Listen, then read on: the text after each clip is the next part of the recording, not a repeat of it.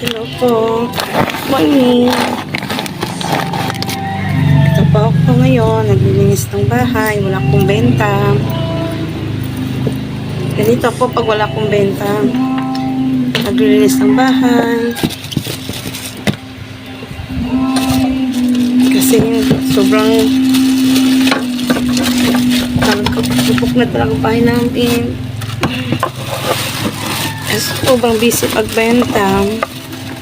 Ilan na oras maglinis. Katapos ito maglaba.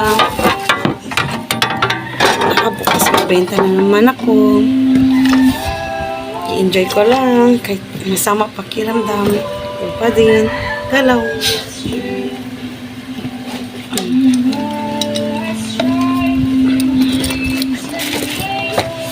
Ay nako.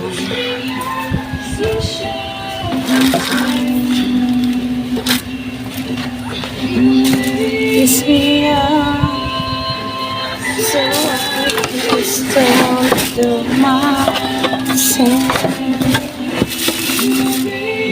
Hilig po ako sa music. Hilig po ako sa music.